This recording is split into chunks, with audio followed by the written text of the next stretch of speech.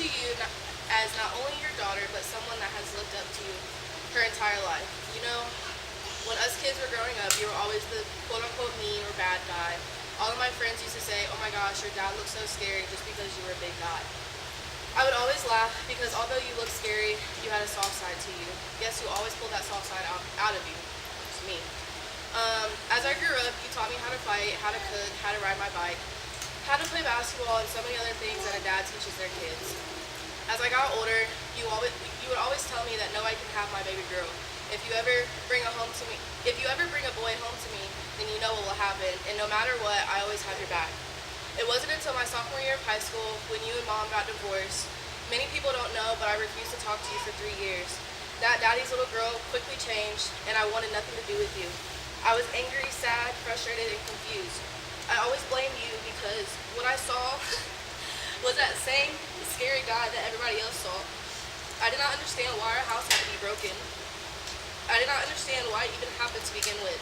I always thought we were a good family, minus the bumps that all families go through. As the years went by, I looked for loving guys that I was not getting from you anymore, which was not the answer for me. I hurt myself even more in the process. You all have to understand that even though my dad was constantly texting me, calling me, and trying to reach out, I pushed him away because in my mind, he was the one to blame. During the years that I pushed you away, you were diagnosed with liver disease. This is when I really thought about a relationship. I would always have thoughts like, what if you died tonight, or would I be happy with how I reacted towards you? I knew I would never be able to forgive myself if you left this earth and we didn't have a good relationship. As the years went on, I started to allow you in day by day. I forgave you and stopped blaming you for what us kids went through. I did not know how we were ever going to get back to the way we were when I was a kid, but I did know that God was going to fix it. I had to understand that everything happens for a reason, and those reasons are what push people to become who they are and who they're meant to be. I am now a junior in college. My dad has been the person I have went to about everything. No matter the circumstance, I have always gone to my dad about any advice. It was him that I looked to for comfort. When he started to do his motivational speaking, I thought to myself, my dad? Really? Never would I have thought that he wanted to do such a thing because he never liked talking to people before. It gave me a little bit of a relief because that's when I knew he had made a change to his life. My dad has never been this invested in something besides when he was in the Army. Dad, you have made me very proud to be your daughter. Although there is definitely a long journey to go, I believe that you have the motivation needed to do anything. Thank you, believe that you do. Now, my dad. Wow, made me cry already.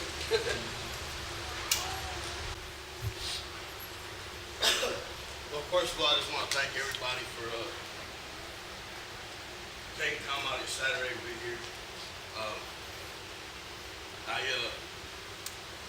As my daughter said, for a long time, people would look at me, just see the big me. A lot of that comes from a very young age. I had a lot of bad things happen to me. Something that no kid should ever experience. Wow.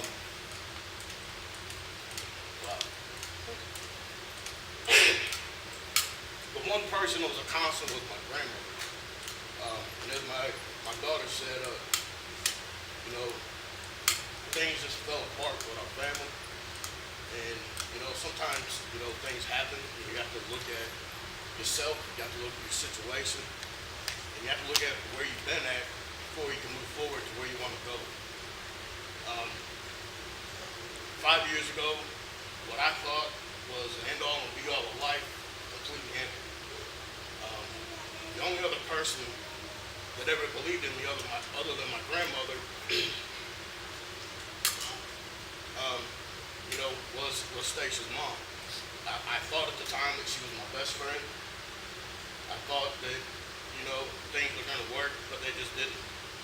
And as time went on, I started realizing that I wasn't a nice person to be around. I pushed people away because growing up, I thought that's just how life was. I thought just people were mean, people were hateful.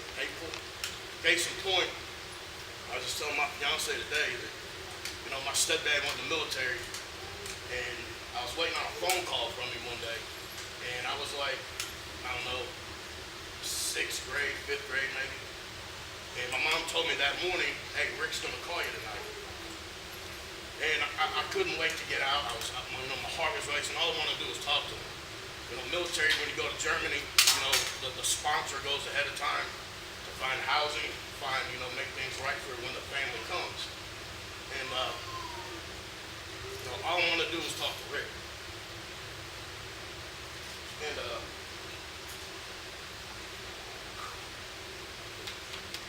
his brother, it was my time to talk.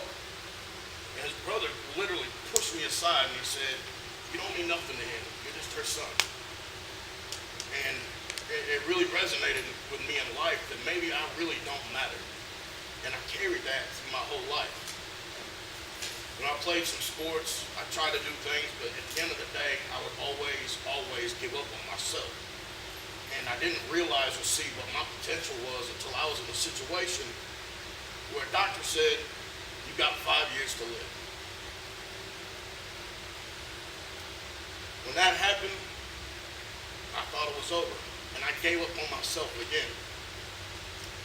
And it took me going through some things. I was homeless. I actually lived in a storage unit for about 1.5 years, and most people don't know. Many nights I went hungry. It was just me, my dog, and my things. When that doctor came and said, Mr. Martin, more than likely this disease will kill you. Well, long and short, I decided at that time it was time to try to take my own life. A friend of mine, he sent me 2 videos. He sent me one video of a gentleman called The Ultimate Warrior. Any of y'all know him? He's an old 80s and 90s wrestler. And his video was called What's Your Passion? And it's extremely intense, very, very wordy. Strong language. And then he sent me this other video by a gentleman by the name of Dr. Eric Thomas, who's a motivational speaker. He's from Detroit. He himself was homeless. His mother had him at 17 years old. He ate out the trash cans. And I was like, man, that sounds like me. And I woke up the next day and I said, I'm not going to be this person anymore. I can't be this person anymore.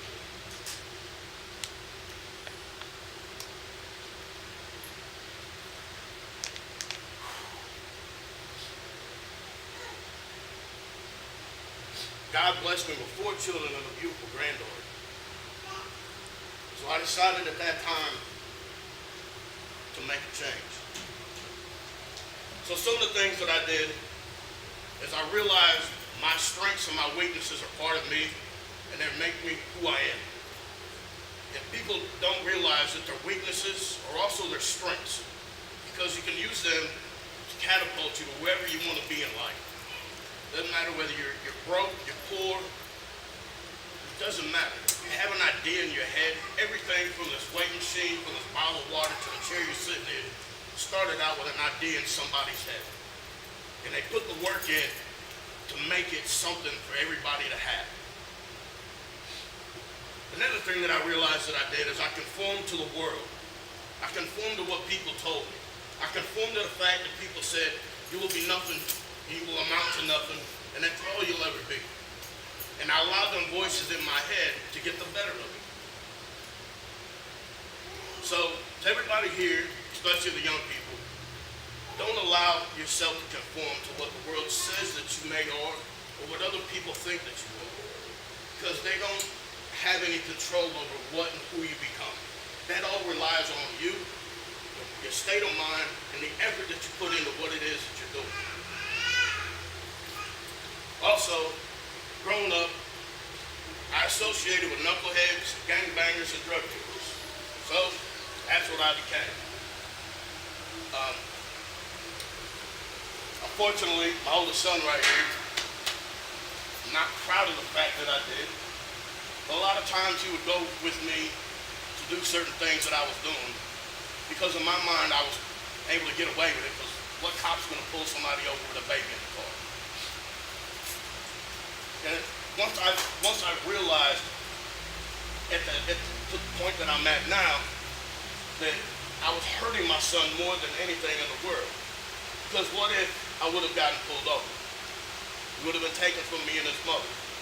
He would have been put in a foster system. Could have got put in a crazy home. So watch who you associate yourself with, because you will become just like the people you associate yourself with. If you want to be successful, put yourself around successful people. If you want to be a millionaire, put yourself around a millionaire. If you want to be a business owner, put yourself around business owners.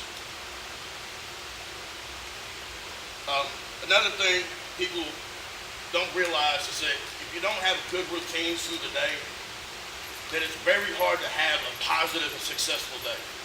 If you start the day out doing such things like hydrating yourself, meditating, working out, fueling your body, which means eating some good food, you will always set yourself up to have a successful day.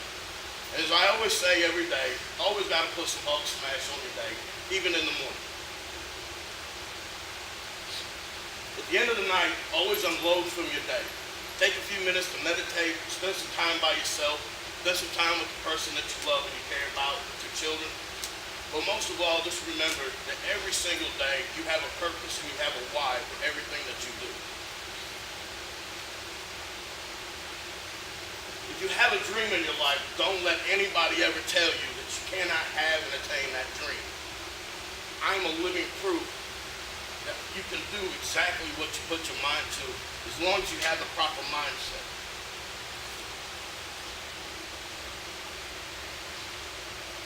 At one point in time,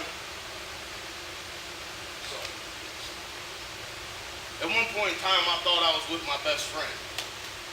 Lo and behold, I am with my best friend now. We have our ups, we have our downs, but at the end of the day, she's got my back and she's right by my side.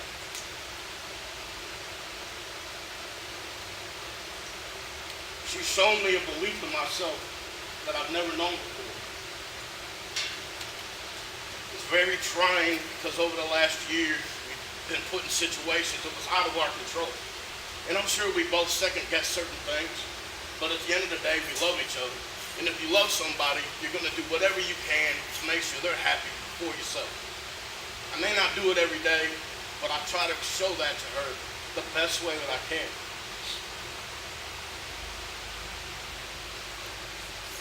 The number one thing that everyone must remember is that if you don't believe in yourself, nobody else will believe in you either. If you don't believe in your dream and you don't believe in your purpose, how do you expect the person next to you to believe in what it is that you're doing?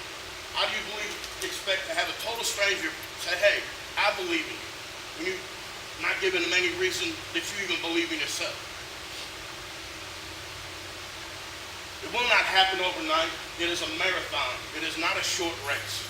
To attain your goal, you must take baby steps to meet small goals, and them small goals will resonate into a very, very big goal, no matter what it is. Whether you want to lose 10 pounds, whether you want to finish out school, whether you want to get your GED, if you want to build a sandcastle, whatever it is. Stay the course and remember you are the only one that can make it happen, so get your ass to work. One thing that one of my mentors, who doesn't even know he's my mentor, and I've never paid him a dime, his name is Eric Thomas. He said, free yourself and stop being a victim. Stop waiting for someone else to open the door for you and get up and do it for yourself. Dreaming and hoping will not get it alone. It will not get you to where you want to be. And if you're not willing to put the work in every single day, then you're not going to have what that dream is.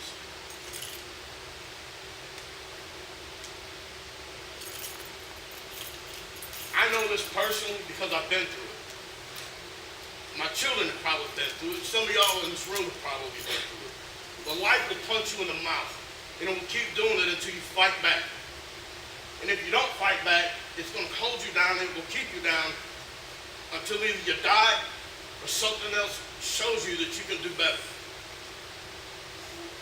If you're willing to put the work in, you can have anything that you want to.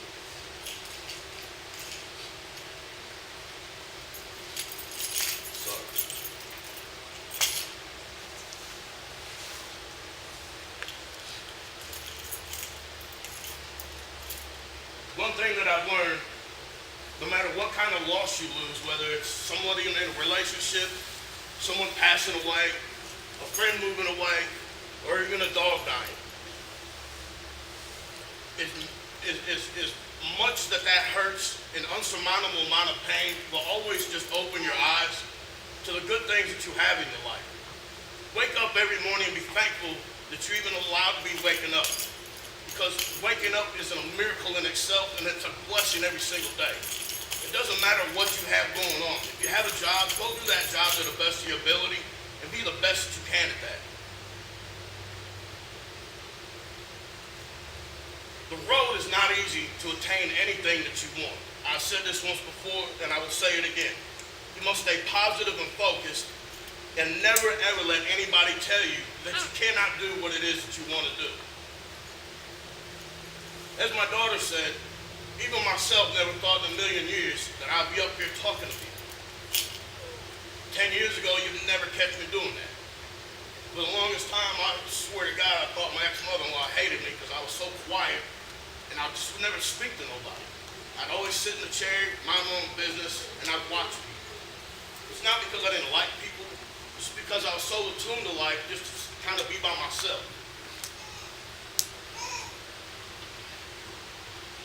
When my stepfather went to Germany, I was an only child there. So I spent a lot of days by myself, and I had to come up with things and ways to entertain myself. Unfortunately, I got into a lot of trouble, and it landed me back here. And that trouble resonated over to everything else in my life. It wasn't until I was almost 40 years old, diagnosed with liver disease, that I said, I'm not and I cannot do this anymore. God gave me a gift of children and a beautiful granddaughter that I had to stand up and I had to take these steps every single day to better myself as a human being, as a father, a friend, and a role model.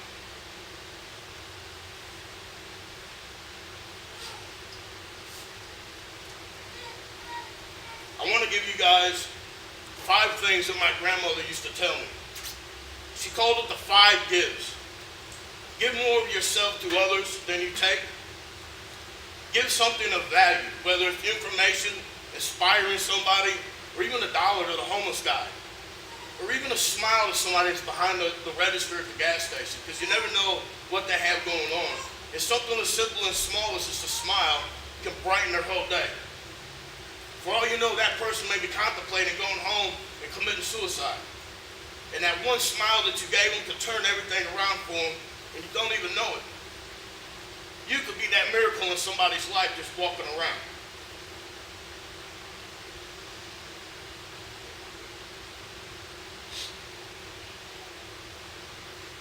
My grandmother always told me, give selflessly.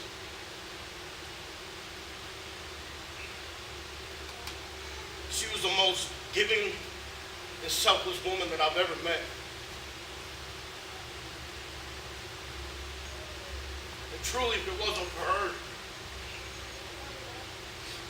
I wouldn't be here today.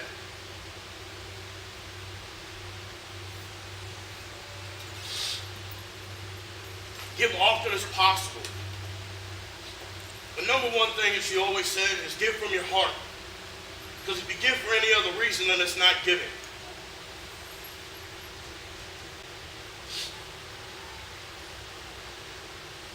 Somebody introduced me to this book about 6-8 months ago. And there's a chapter in the back. It's called the God Memorandum. And it's the most intriguing chapter that I've ever read in my entire life, and it touched me in a way that I couldn't stop reading it. I asked a man to be a mentor to him, and he said, Gino, if you really want me to do something for you, read this chapter for 100 days. And don't ask me anything at all. Just read the book and understand and remember exactly what it says.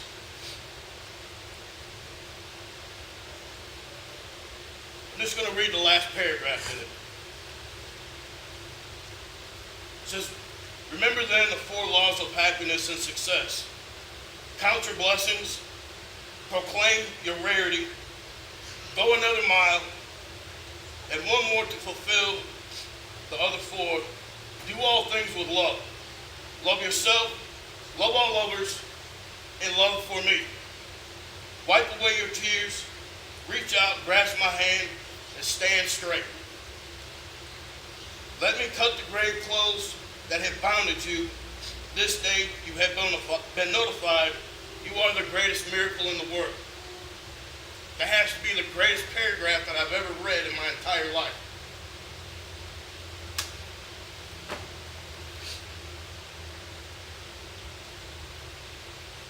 Lastly, I want to leave everybody with this. 6 things that I want to say, and mainly, I really would like my kids to remember them and adapt them to their life.